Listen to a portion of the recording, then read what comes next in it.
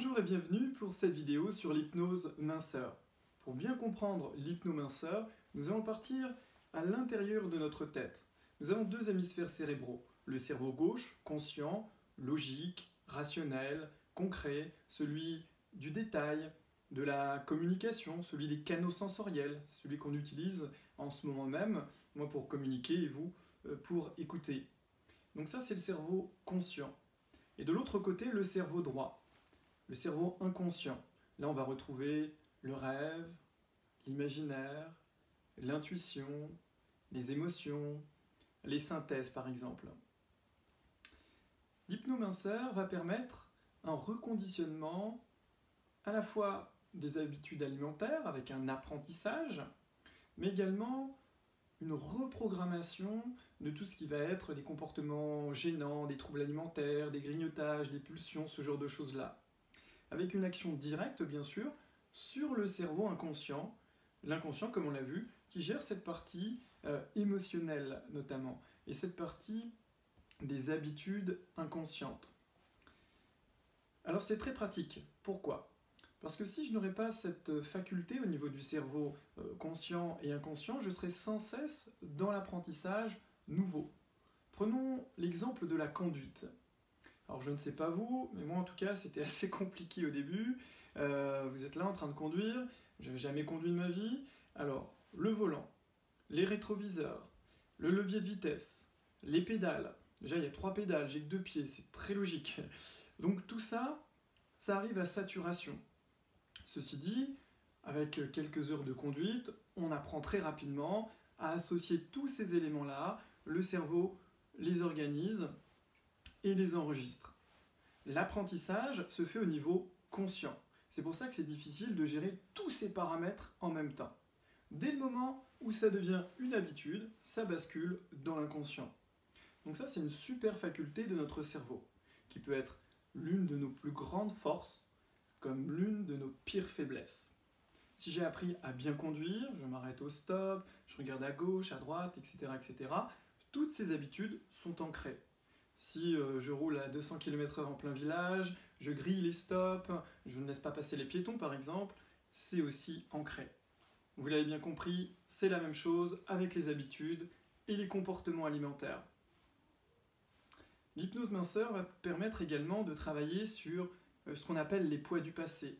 Des poids, des choses que j'ai vécues dans ma vie comme des traumatismes, des charges émotionnelles, ou tout simplement les aléas de la vie ou le conditionnement de la vie vont générer des charges.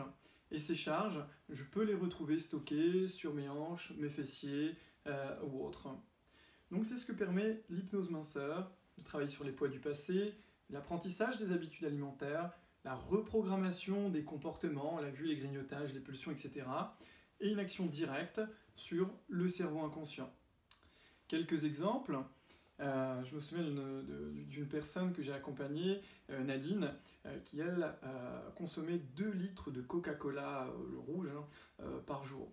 Vous imaginez la quantité de sucre, forcément que ce n'était pas compatible avec son objectif d'élimination de poids. Donc la première étape, là ça s'est fait sur 2 séances notamment, on a pu enrayer la consommation de Coca-Cola, qui est une véritable addiction pour le coup, avec tout ce qu'ils mettent dedans, et notamment le sucre. Ce qu'il faut savoir, c'est que les tests en laboratoire prouvent que les rats sont plus addicts au sucre qu'à la cocaïne, c'est vous dire. Donc avec Nadine, on a pu dans un premier temps enrayer sa consommation de Coca-Cola pour reprogrammer ensuite ses autres habitudes alimentaires vers un rééquilibrage alimentaire dans son cas. Je me souviens également de Thérèse. Thérèse, à chaque fois qu'elle passait dans le rayon chocolat, elle remplissait le caddie avec du chocolat et elle en mangeait également dans le magasin. Ensuite, dans sa voiture, elle avait dans sa portière un espace spécifique où là elle mangeait une tablette de chez elle, du magasin à chez elle. Donc c'était très compliqué. Là en l'occurrence avec Thérèse, on a travaillé en hypnose conversationnelle où c'est dans la conversation un échange d'inconscient à inconscient. C'est très subtil pour reprogrammer justement ses habitudes alimentaires. Et là d'une séance sur l'autre, c'était assez magique. parce qu'elle ne consommait plus du tout de chocolat. Je me souviens également du témoignage de Stéphanie. Alors elle avait pour habitude, surtout lorsqu'elle n'était pas bien au niveau émotionnel, de se mettre devant la télévision avec le paquet de bonbons, des gâteaux, tout un tas de sucreries, et de se noyer un petit peu dans le sucre. Après quelques séances d'hypnose, ayant pour témoin sa fille, eh bien lorsqu'elle se sentait pas tellement bien, déjà elle ne grignotait plus de manière générale, mais ça arrivait quelquefois où elle se sentait pas tellement bien, et bien là elle allait grignoter une endive, et ça venait de l'intérieur. C'est pas comme certains protocoles minceurs, on dit mais oui, mais vous avez faim, mangez une carotte.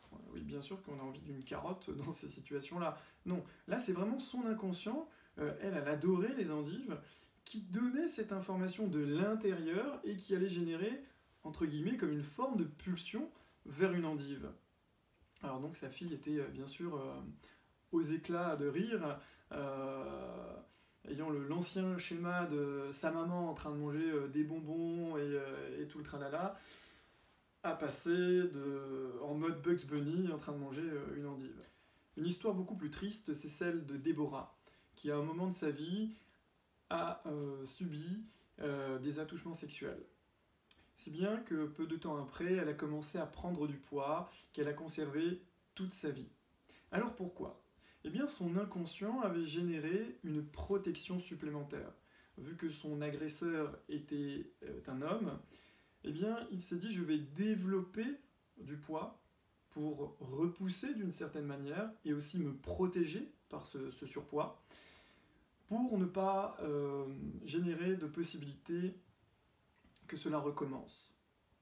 Si bien que là, on pouvait essayer tout un tas de choses. D'ailleurs, elle avait beaucoup travaillé par différentes techniques et travail personnel. Elle bouclait constamment. On a vraiment dû travailler spécifiquement sur ce traumatisme, notamment par l'hypnose, mais également par l'EMDR, pour lui permettre, derrière, une fois ce traumatisme enrayé, de la libérer et de lui permettre d'éliminer durablement du poids. Cette histoire de Quentin, qui avait sa mamie qui allait le chercher à la sortie de l'école, fait un bisou à mamie et qui lui tendait un chocolat, un bonbon. C'est bien que le cerveau, par raccourci, associait bisou égale affection, affection égale amour. Et Quentin, à l'âge adulte, lorsqu'il subissait une rupture émotionnelle, ou qu'il n'était vraiment pas bien dans sa vie, eh bien, il s'installait devant sa télé et mangeait des glaces, des bonbons, tout un tas de choses, en déprimant un petit peu devant un film à la télévision. Son cerveau avait enregistré l'information « mange, tu auras de l'amour ». Si bien qu'il tentait de remplir ce vide émotionnel, ce vide à l'intérieur de lui, par de l'alimentation. Seulement, c'était tout le contraire qui se passait, parce que Quentin prenait du poids, il rejetait son image. Vous savez qu'on peut avoir un dialogue très dur avec soi-même. Il prenait du poids et il mangeait d'autant plus. C'était une boucle infernale. Grâce à l'hypnose minceur, eh bien, on a pu sortir Quentin de cette boucle. Alors les prénoms ont été changés pour garder l'anonymat des clients, mais ce sont des histoires véridiques qui concernent énormément de personnes. Ce sont quelques exemples parmi tant d'autres. Vous avez certainement les vôtres. Si vous voulez en savoir plus, n'hésitez pas à nous contacter pour avoir plus d'informations, qu'on regarde effectivement au cas par cas comment et dans quelle mesure on peut vous aider. Par rapport à l'hypnose et les troubles du poids, je vous propose de vous rencontrer pour un bilan minceur avec ou sans hypnose. Et au travers de ce bilan minceur, on va pouvoir à la fois bien prendre en considération qui vous êtes, votre histoire de vie, les problématiques que vous rencontrez, les objectifs que vous avez, et ça va me permettre de vous orienter vers un protocole qui sera à la fois adapté, personnalisé. On amorce également un travail au cours de ce protocole, s'il n'y a pas d'hypnose au travers d'un coaching, s'il y a de l'hypnose au travers d'un coaching et d'une première séance d'hypnose.